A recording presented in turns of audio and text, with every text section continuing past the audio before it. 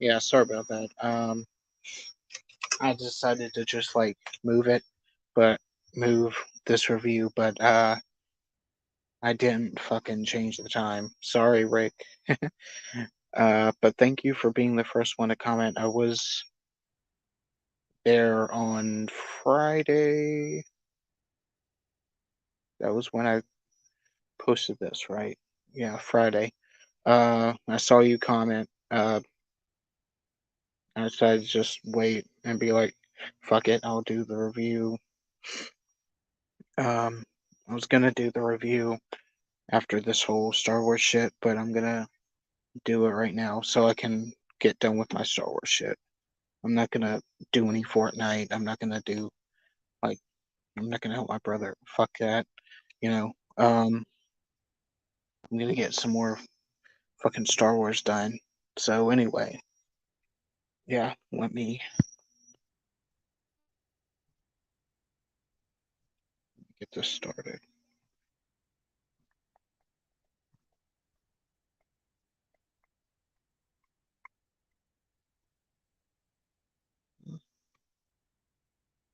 Don't have my fucking countdown. Oh well. So yeah. Give me a sec.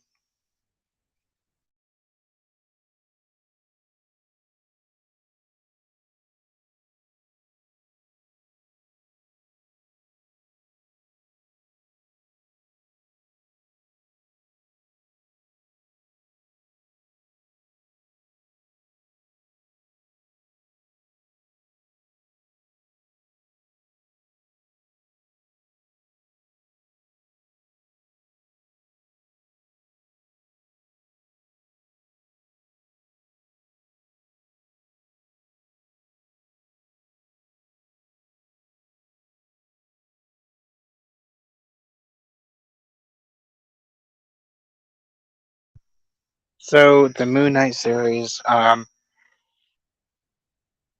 in short, did I like it? Yes, I loved it. Um, I loved the horror aspects of it. I loved basically what the MCU uh, did with it. How they pushed sort of the envelope, but kind of at the very end, it kind of just went back, you know, a little bit to the MCU style. But that was okay. I was okay with the changes. I know that Steven is a millionaire playboy in the comics, but here he's a basically a guy that works in a museum and has a small apartment living with his only roommates are some fish, and I kind of like that.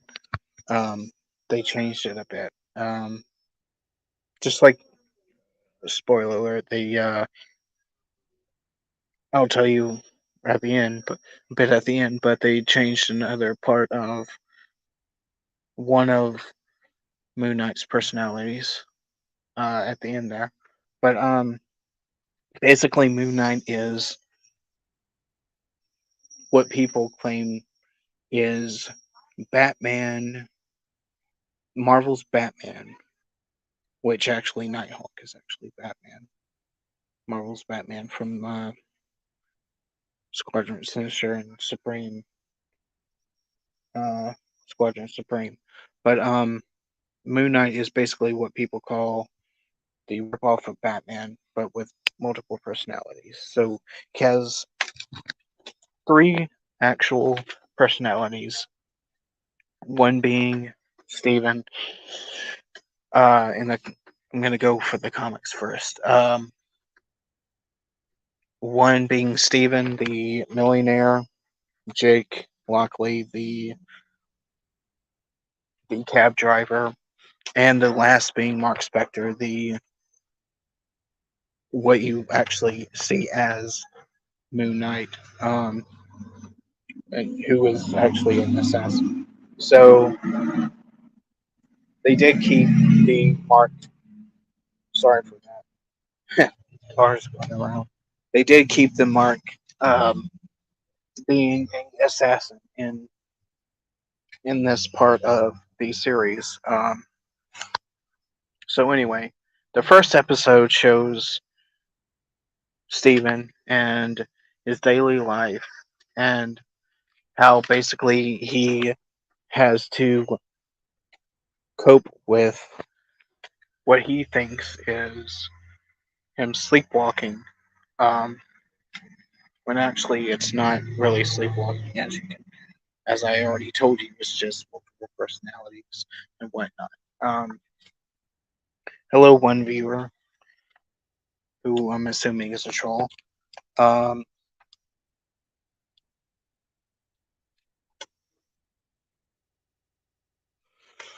and so to cope with this, he has to chain himself to the bed.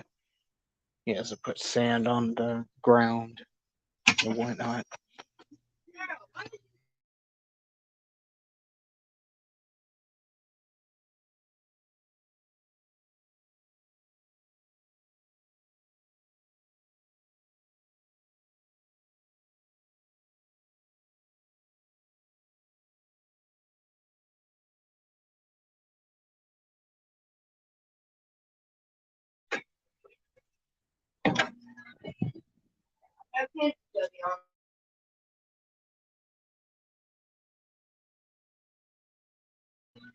Have to travel right here.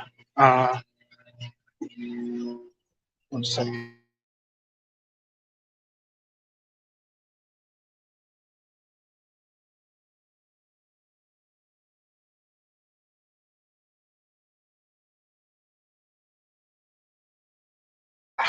Through the other episodes, we unravel what is actually going on in Mark's life.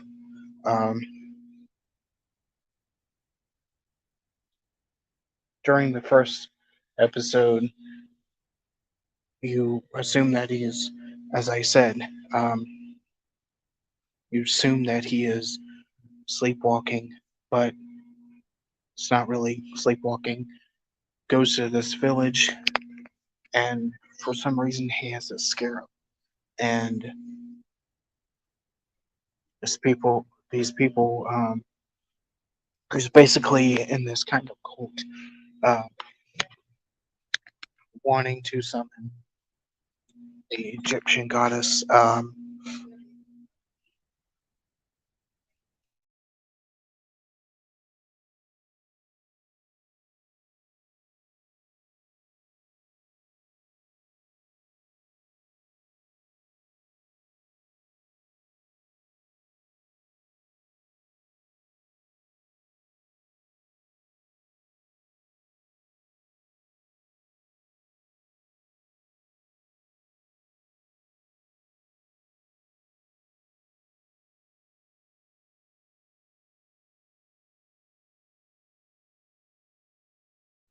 Sorry about that. I had like a fucking mind for it.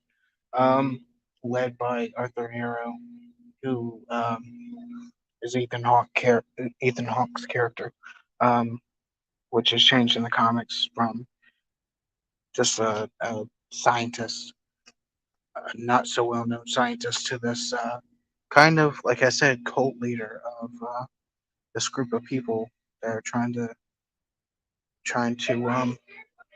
get this Egyptian goddess back so she can basically take over the world, or what they say, what they seem to think of as basically judging everyone in existence.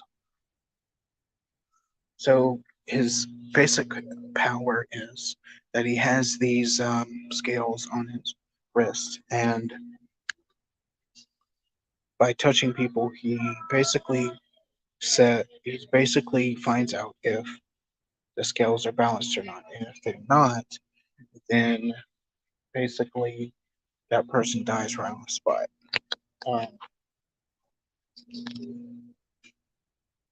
Harrow finds out that basically Steven is there by basically telling everyone to bow, and Steven didn't bow in time. Basically, it's a pretty good joke. Um, he's hearing this voice um, of this uh, all over, and he doesn't know who the voice is. Come to find out, it's basically the Egyptian god of the moon, who will not, who basically controls his movement and will not let him take the scarab, uh, give the scarab to Harrow. Um,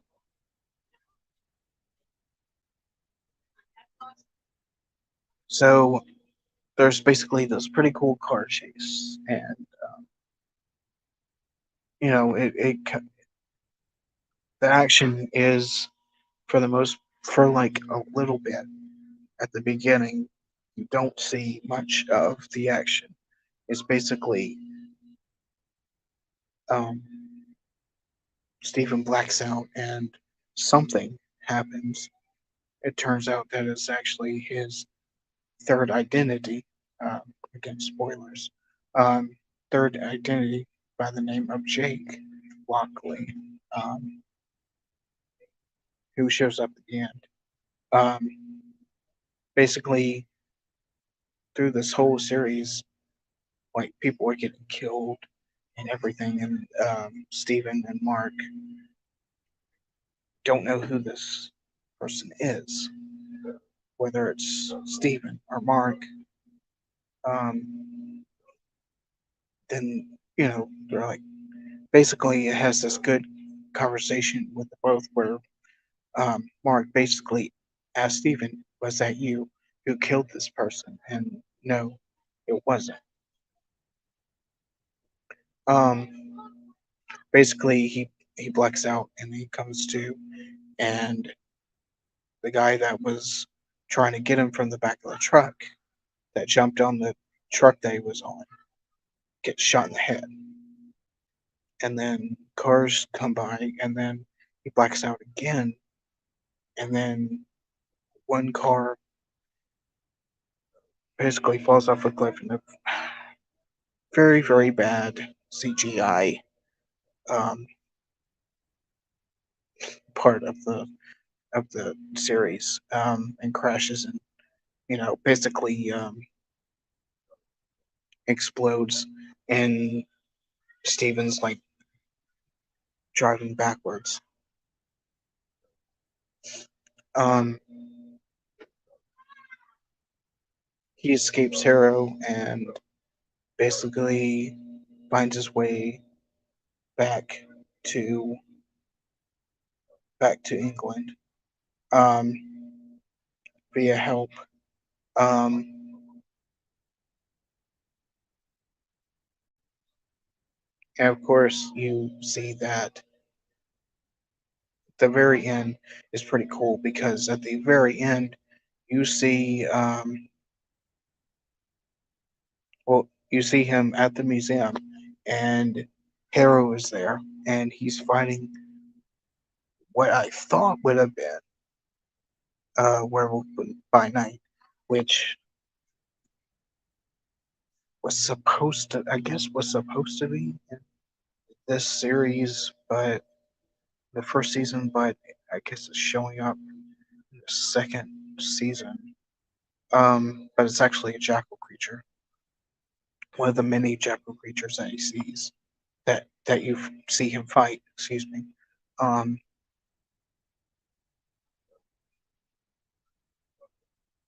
and then basically you find out that Steven's second personality, aka Mark, um, in a very good shot, he's basically in this bathroom, and there's like mirrors, and you see Mark reflection, but it's basically Os- Oscar Isaac. Oscar Isaac is a great fucking, like, from this series alone. He's a great um, actor. He was really good as Poe. Very shitty Apocalypse and X-Men Apocalypse, but this basically, you know, makes up for the shitty Star Wars films and X-Men Apocalypse. but like he's talking to Mark like face to face in a mirror, and Mark is like, "Let me take over," and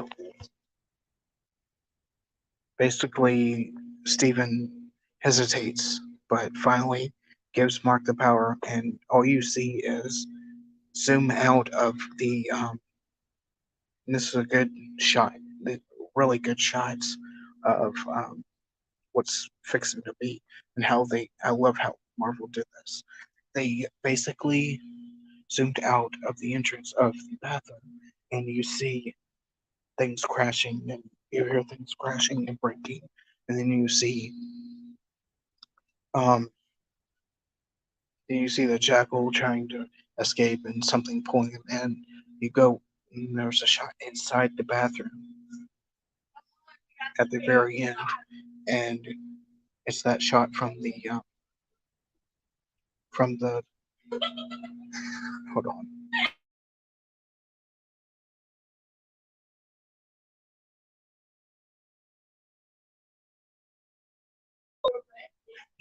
Sorry for the noise. You see from the trailer, basically Moon Knight in full full costume, just beating the living shit out of that jackal, just beating the living hell out. And then afterward, you just all you see from this one shot is Moon Knight's hood and his cape, and then it zooms back out, and Moon Knight basically Mark Mark as Moon Knight. Mark is, you know, the personally that is Moon Knight. Um, because when you see Moon Knight, there's Moon Knight and Mister Moon Knight, Moon Knight and Mister Knight. Excuse me.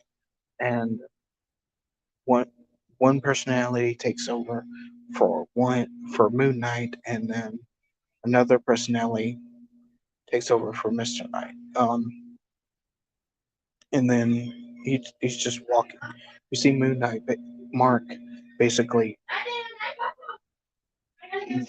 basically move move to the camera, walk to the camera. You see him in full costume to the front, and it's amazing. And that's the end of episode one.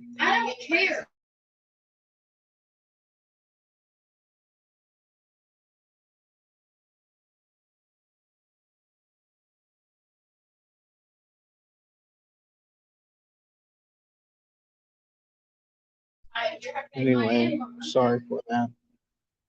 Um, so episode two, he's back at the place that he works at the museum. He goes to the guy that's behind the cameras, and he tries to show him basically what happened, and everything is like basically changed to where it's basically just it just doesn't show the jackal, it doesn't show Mark or Moon Knight. It just shows basically Steven just running around the place. You know, it's very cool. And there's like it's great because in this series it shows how like Steven doubts like these things happening. Like do the are these things happening and whatnot. Um and it's pretty cool. Uh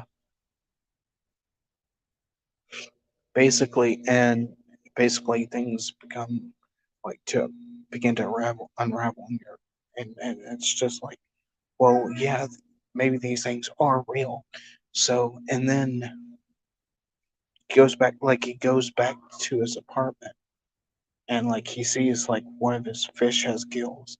He sees like he sees like a little opening in his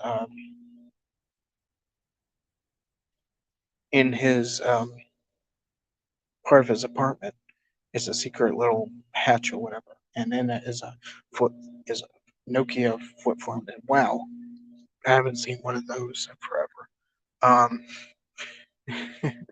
like the whole green, like you open it and it's just like his contact list is like green and shit. It's like, oh my god, like that's some vintage ass shit. Like I haven't seen one of those in like forever. You know, that's an old ass phone.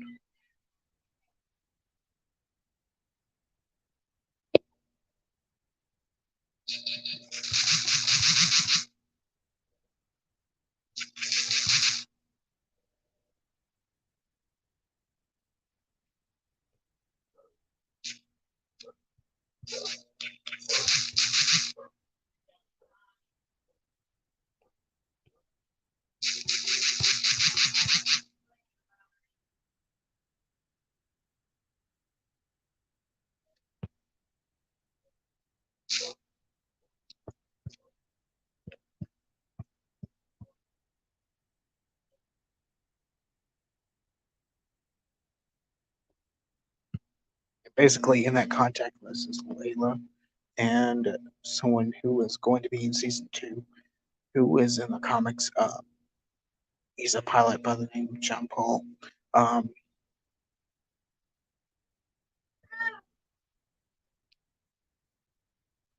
John Paul DeCamp. And he's going to be in. It's already confirmed that this person is going to be in the next season of Moon Knight. Same. But of course, like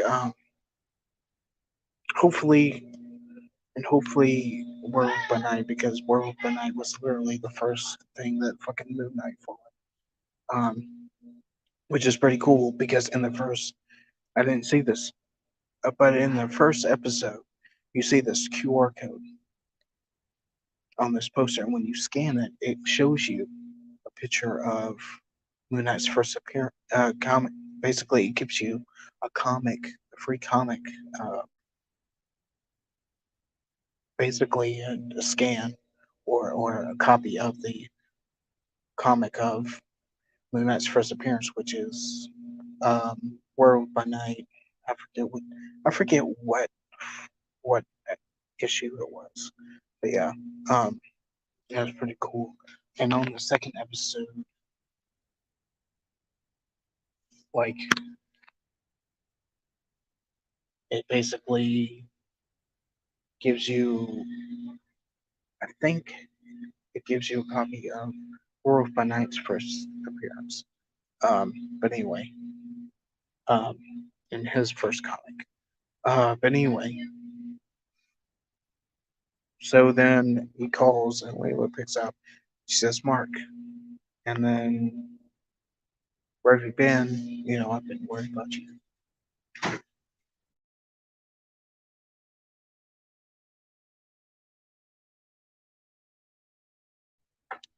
And Steven's like, Mark, like, who was Mark? How do you know Mark? And then she hangs up because, well, she's like, are you joking? You know, is this a joke or something? Then she basically hangs up. And then the lights start blinking, and this is like the shots after this is just amazing. Like like Steven like goes out of his apartment and there's like lights go off one by one. And like I said, this is why I love how Moon Knight was a horror theme. Um, and then you see at the distance, you know, Conchu, and then like Stephen freaking out and going to the fucking elevator and pressing the button and um, closes and then it opens again. And there's this old lady that comes in and like Stephen's like afraid. Like it's just like so amazing. Um, how they made it into how they made it into a horror movie. It's just amazing. You know? Um, and then it closes again, and you see, and well, Steven goes out of the elevator, and then he turns around, and Kanju is right there. Kanju being the one who gave Mark his power, Mark Steven Jake his powers, and basically, just like makes the Moon Knight, and he looks amazing, like in the comics. It's, it's fantastic how he looks. Um, and that's the end of episode 2. Basically, episode 3 is basically uh, him running into Layla and them figuring out like what's going on, and basically part of the cult that Hera was in, this Egyptian goddess that they're trying to get. They influence the cops, and you know, Steven gets arrested and gets saved, and um, he gets saved because he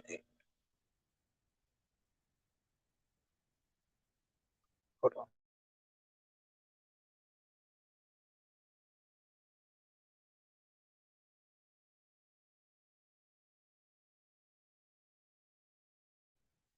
because he gets blacked out again, and basically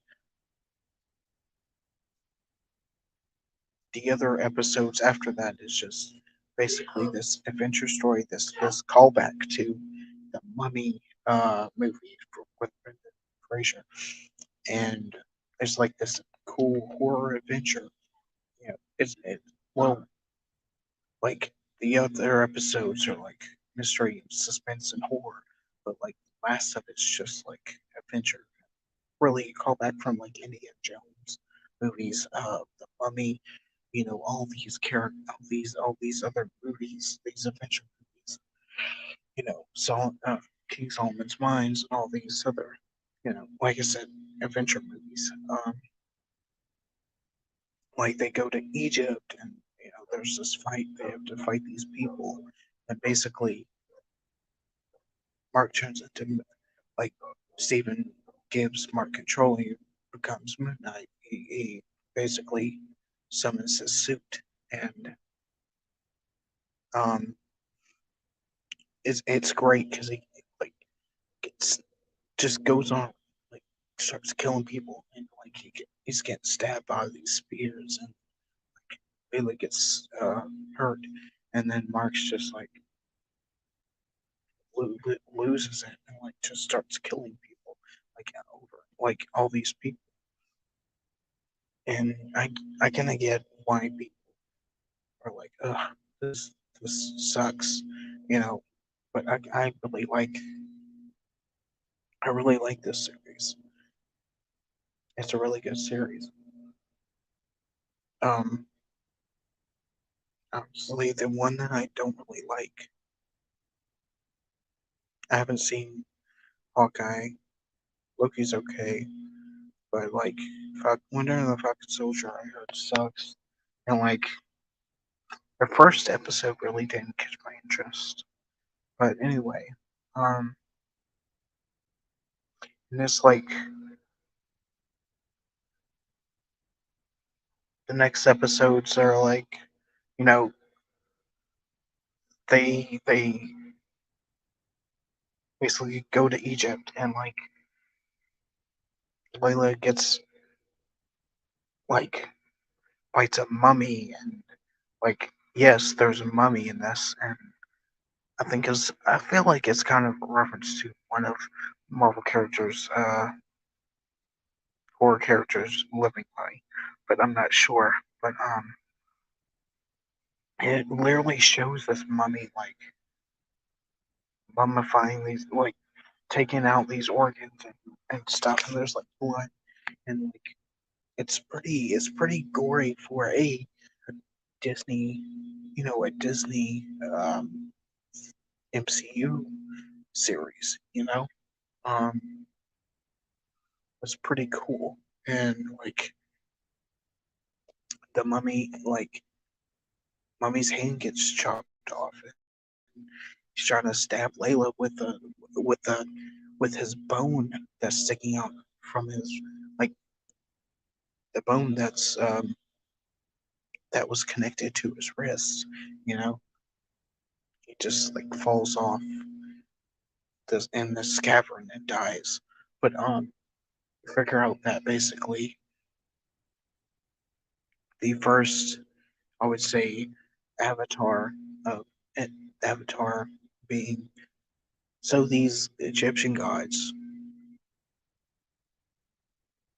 use avatars um, because they do not want to be um, associated with human affairs. It's like in the comics, basically what they did was, yeah, there's Egyptian gods, you know, which these are. There were Norse gods, there were Greek gods, but they were in like this little pocket dimension that had nothing to do with their main universe, but they weren't in a different universe. They were just in this little pocket dimension, and this is what these basically the Egyptian, Osiris, Horus, all these others um, are in this pocket dimension, and they don't want to be in, what known. Oh, I didn't even look at the comments. Oh my god. Um, they didn't want to be, associated with human affairs. Hi, Titan. How are you doing? I'm doing great. Sorry, I just noticed that I was like kept rambling about the Moon Knight series. I didn't see the comments. I'm sorry. Um, I'm doing well. Um, Thank you for dropping a like. Titan, hello, Paranormal World. I watched the first season, absolutely loved it. The car explosion that you mentioned before, yeah, it wasn't very good CGI. Yeah, it really wasn't. Um, but that's okay. It it, it it was forgiven because the series in a whole was really really good.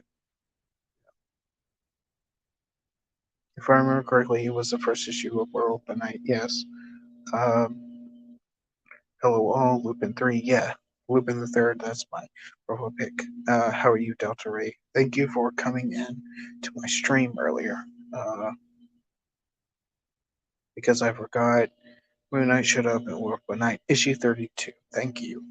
Uh, Issue 32. That's where it was. He showed up where Werewolf by Night showed up. Um, Hello, Moon Knight from over Miami. How are you? Hey, Kyle. Good evening to you. It's night here. It's actually 9 here. Hi, John. How are you? Um, Thank you for the comments. Sorry again that I wasn't really looking at the comments. But anyway, I was just talking about the series. But anyway, um, what was I talking about? Um, and then like, Hero shows up and like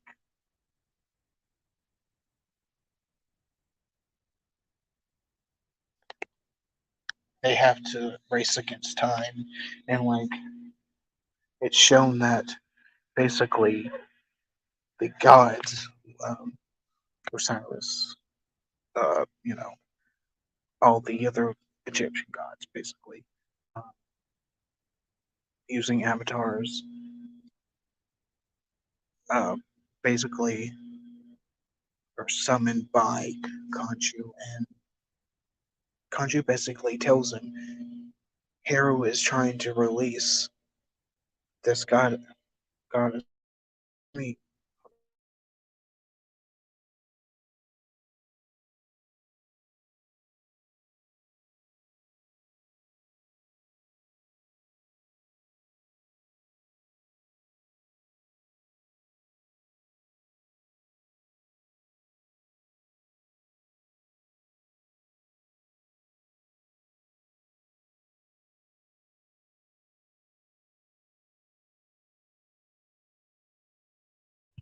this guy's Amet, who is this alligator goddess.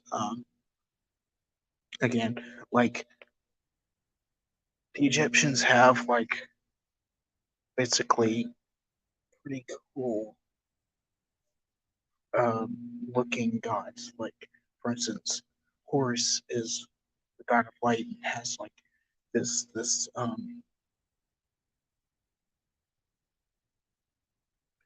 basically this well, I wouldn't say evil. It's bird head, right? Then there's Anubis, who is a jack, is the head of a jackal. Um, they have a hippo, a goddess that looks like takes that looks like a hippo, which which you will find out later. Um, that's good. I'm glad you guys are okay and doing good. Uh, hopefully you're enjoying your Sunday night. Um, so anyway, and basically they summon Harrow, and basically Harrow's like tricks him and says, um,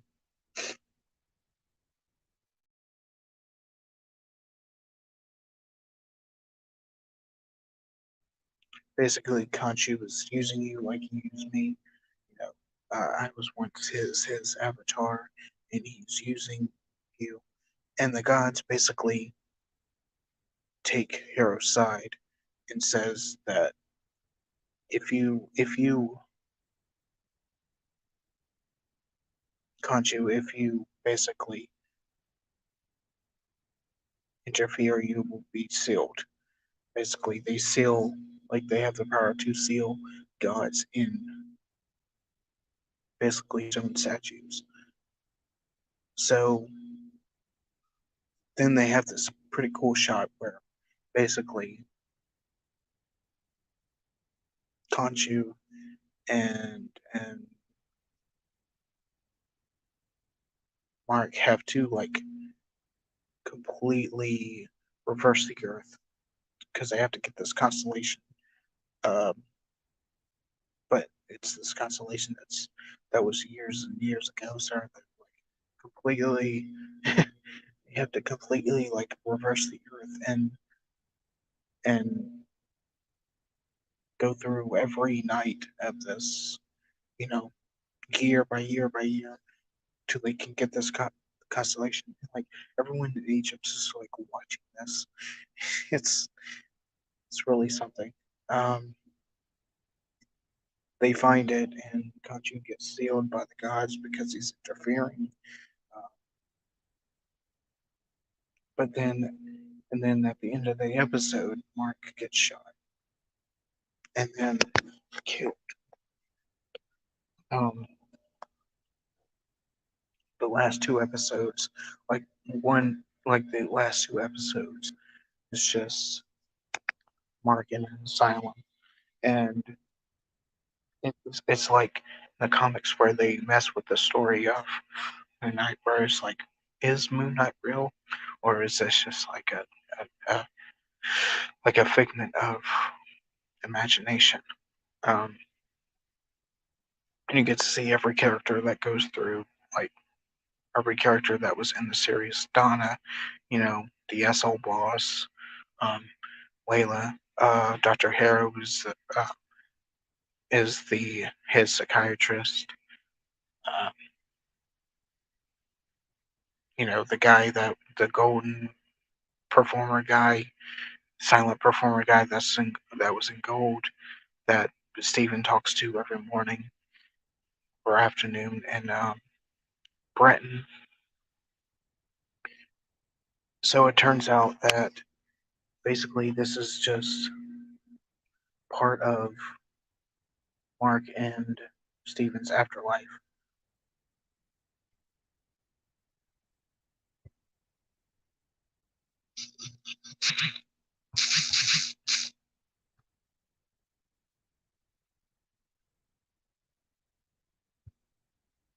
And so Tonette who is the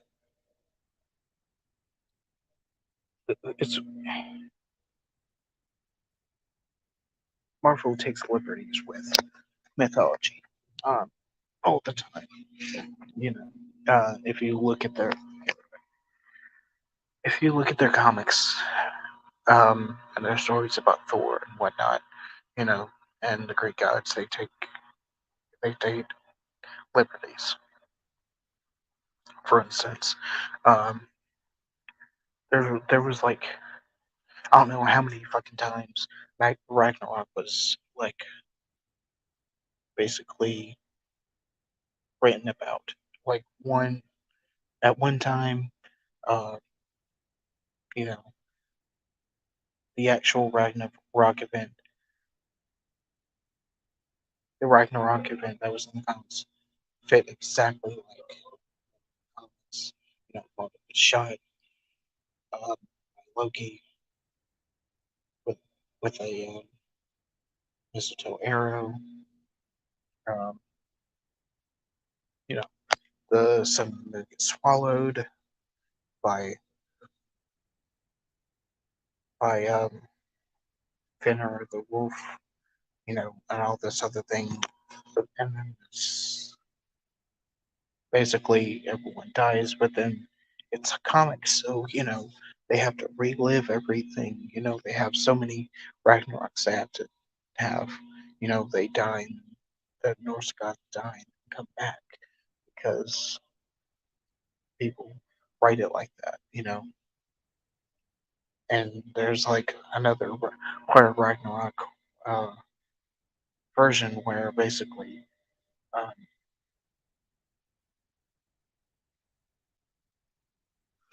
where Thor in the comics. This is like I said in the comics. This is from the comics. Um, Thor basically pulls Loki's head off and unravels the fabric of reality, and that's how Ragnarok happens. Then, um, you know, so they take liberties, and so they have this goddess, this hippo goddess, who is basically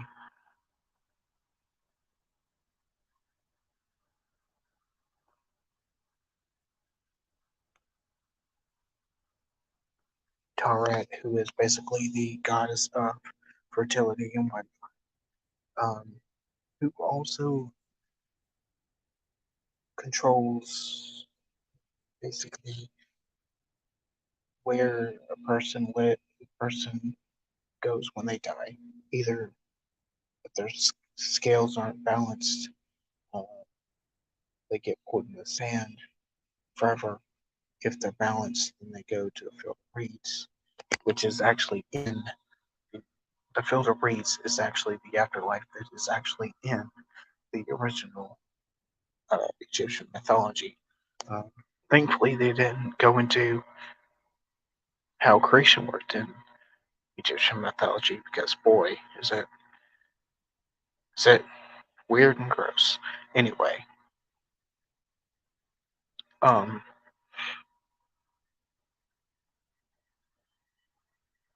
when I think it's either Anubis or Osiris who basically is the god of the dead.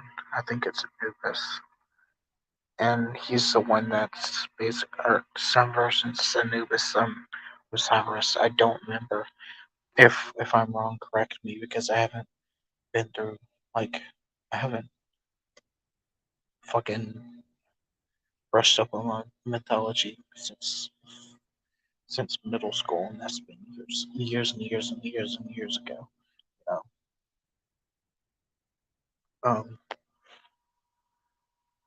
I used to just like get books from the library, like when I was in elementary and middle school, and just read up on mythology. It's just like something I was interested in, and to this day I'm interested in. Anyway,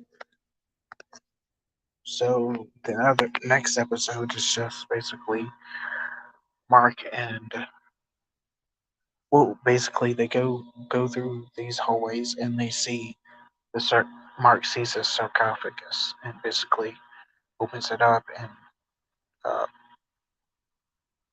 Steven's there.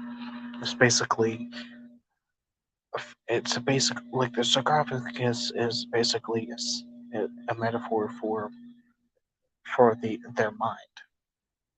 See, a third one, which they don't open up, is Jake, which get spoiler. I can't spoil it, but I've already said this. Who basically um, is released at the very end of the episode,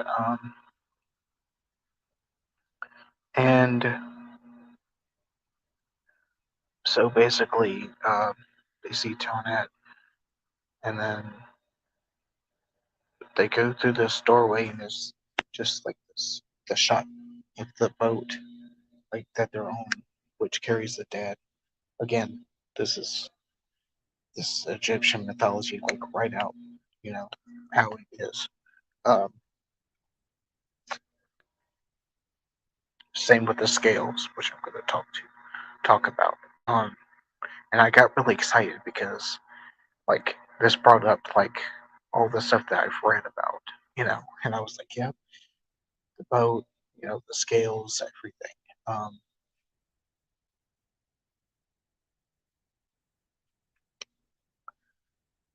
and it shows the boat and like there's a shot of the boat and like just sand everywhere. It's just amazing. Very very good shot, very good green screen, unlike the car explosion. Uh,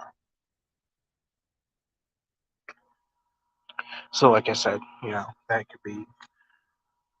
that moment could be forgiven.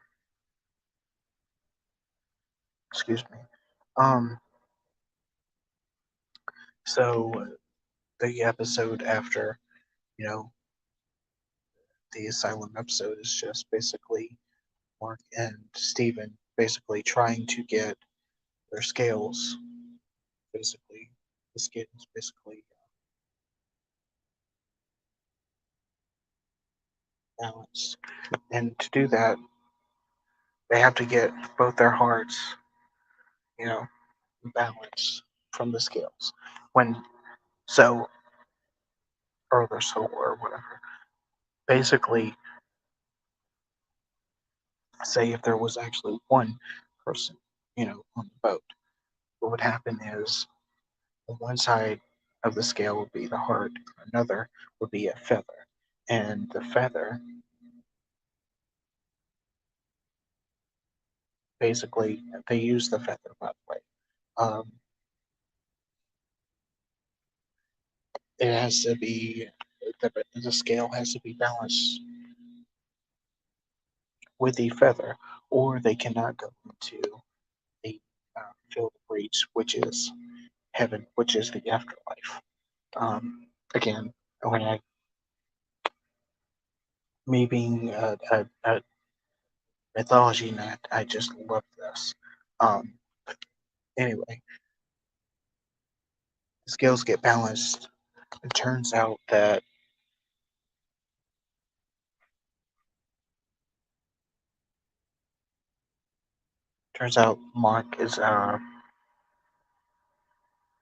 Mark accidentally had a hand in his brother's death, and therefore her mother um, took it out on Mark, and that is how basically Steven's like he that's how he created Steven's personality, his second personality. That's how that happened. I don't know how that happened in the comics, but that's how it happened here. Um, and basically that is actually how it happened, how multiple personalities happen. Actually, disorders like that, multiple personality disorders, happen. You know, um, traumatic event, and then like in your subconscious to um, cope with said event. Another personality is being created. Um, So I thought that was pretty cool and pretty accurate um, to honestly how it is. Like I said, so we find out that Mark was the original and Steve was the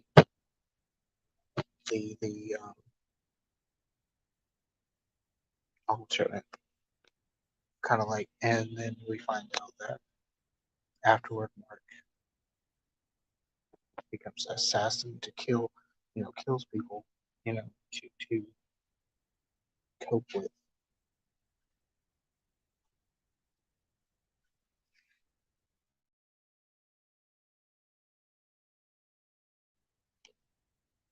with his brother's death. Um, and he kind of had a hand in, like his brother's death. He kind of had a hand with Layla's father's death, but he was actually killed by Bushmaster, who was basically Mark's associate in this, basically his ties to the mercenary, being a mercenary. Um, and if you look at the 80s run of Moon Knight, um, this is honestly accurate to the kind of accurate to um, the 80s run of Moon Knight, where you can see from the comic itself, and if you put the comic and the series like side by side, you can see that there are parts of the comic that was used for the series. Um, and also, it's a pretty good run, by the way. You guys should check it out. Um, you can honestly read it online. Um,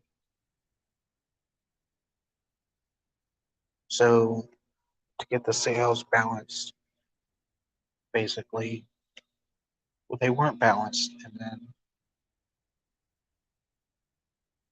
you know they being pulled.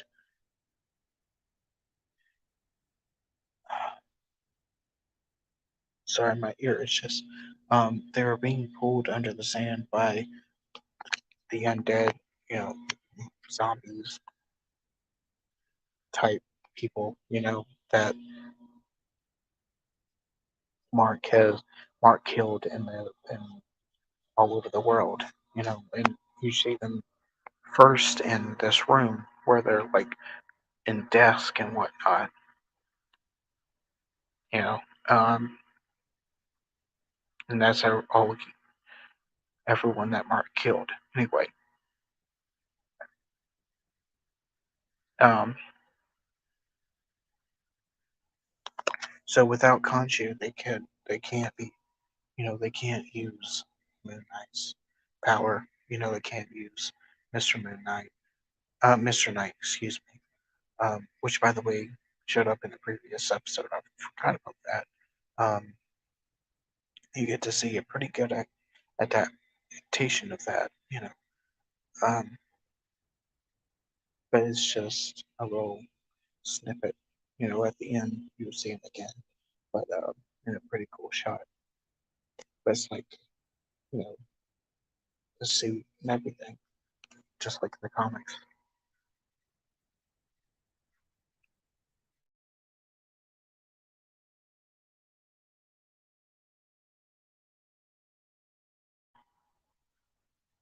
Um,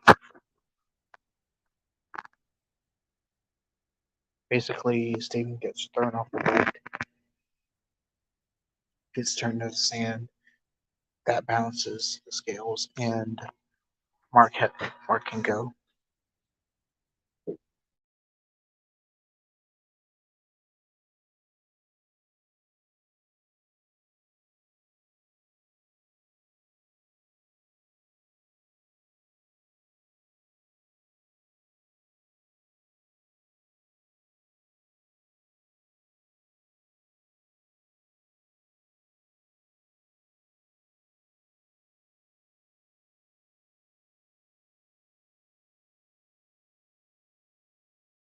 Dude. Anyway, um, I'm gonna go ahead and finish this. Then I'll probably jump back on Star Wars. But anyway, um, goes to the field of reeds, and that's the end of that episode. Next episode is basically the conclusion. Um, the entire series. Basically, Mark leaves the field of reeds and saves Stephen with the help of um,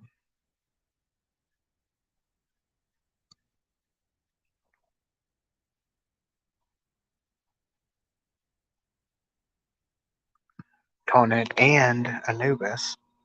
Um, they actually get out of the spirit world and actually back into the real world.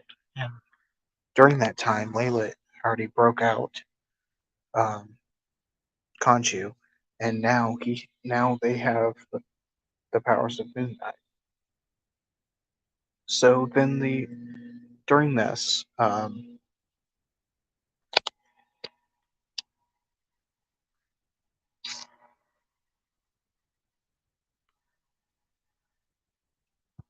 Amulet is freed and is using Arthur Harrow as her avatar, and basically Layla basically ask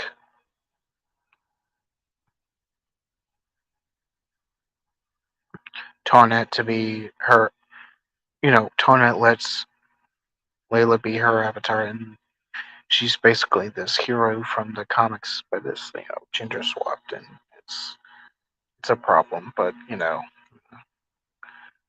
not gonna go into it. It's I don't. Anyway, you know, it is what it is. But so Layla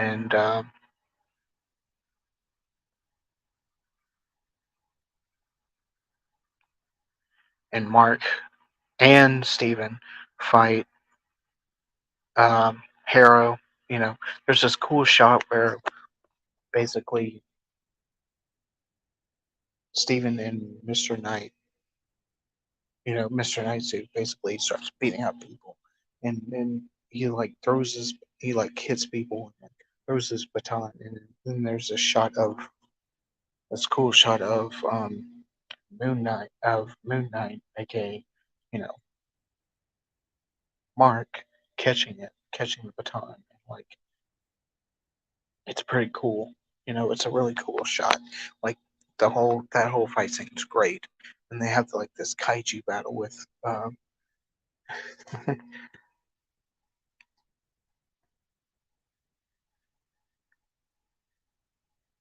Amulet and Khonshu, and basically she's huge because she basically gets all these souls that people are being judged and using these souls to get bigger, trying to end the world.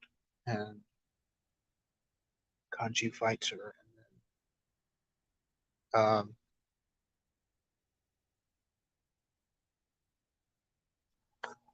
Amulet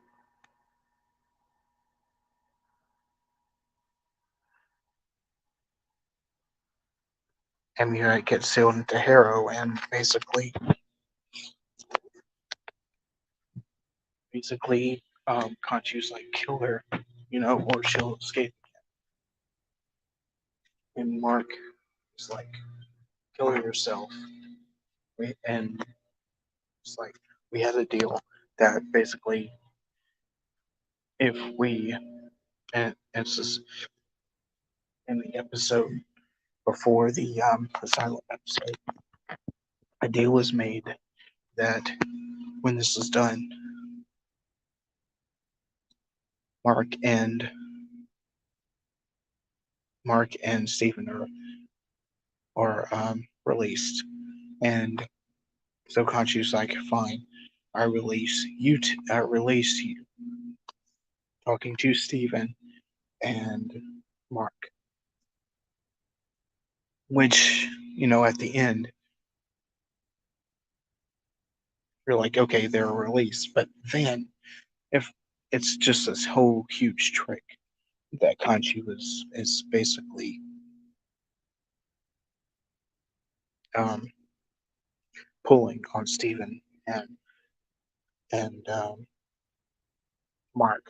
So they find themselves at the end of the episode. They find themselves at Stephen's apartment. Mark is still in Stephen's head, and vice versa. Um, and the episode ends. In credit scene shows Arthur Harrow and Amuet, Amuet is still in Arthur Harrow's body, and they're like in this asylum, which is kind of like this like reverse of what happened to Mark and Stephen, and they're led out by this character who is speaking Latin, not Latin, excuse me, Spanish. Turns out that in the limo, which Arthur Harrow is being led into, Kanji was there, and Kanji was in Mr. Knight's suit, which, by the way, looks fucking amazing. Hi, Sarah. How are you? Give me a second.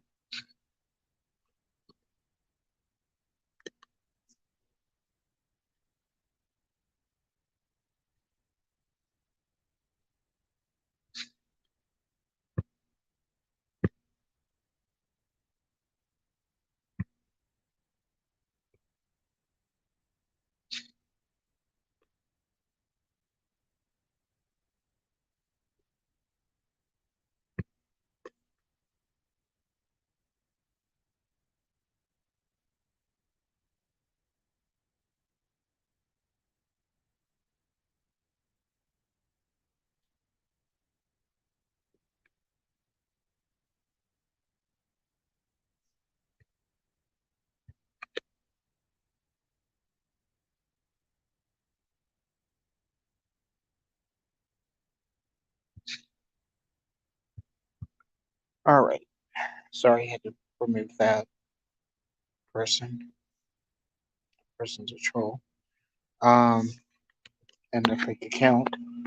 Anyway, um, yeah, Kanchi looks great in the suit.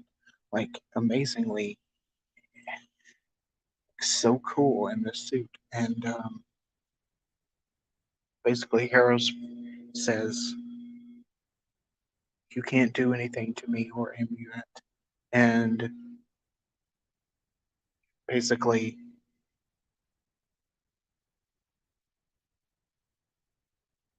Kanchi says, "Stephen thought that I was not wanted Layla to be my next avatar." And come to find out, uh, and he doesn't know how troubled he really is. And then, the visor opens up. You know, when you're in a limo, they have like this little visor that the driver puts down. It goes up, and Kanchu says, "Meet my friend Jake Lockley." And Jake, the guy who, when Stephen blacks out, that was Jake. Uh, that was the person that was killing everyone. So Jake turns around and just like shoots Harrow with a silencer multiple times. By the way, no recoil, but that's kind of weird for that kind type of a handgun with a fucking silencer with no recoil. But it kills Harrow, and that's it. That's the end of the series. It ends. It ends with Jake Lockley being revealed.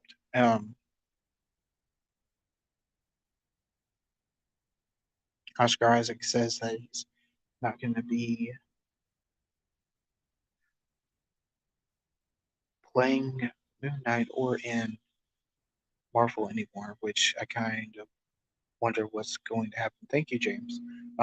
Going to happen with season 2. Because, you still have Jake to worry about, who's going to be maybe there was this theory going around that Jake is going to be the one that basically Khonshu uses.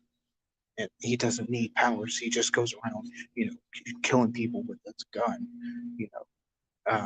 and just killing people without powers. And I like that idea. But the thing is, how will that work when basically Oscar Isaac says he quits? So I don't know.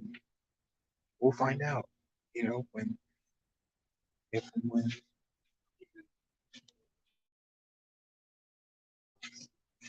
the next season drops. So um, that's it for the review of our hour video.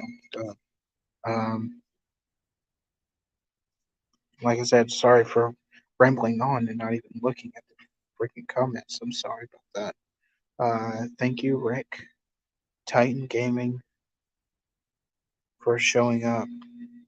All of you showing up. Rick, Titan Gaming, Our Paranormal World, Delta Ray Studios, Sean Wilson Gaming, Moon Over Miami, and thank you, James, for Guide for showing up at the very end there. I appreciate you guys, and I will see you later. Well, in a second, maybe, if I can find the storage on my device on my. Some reason I don't.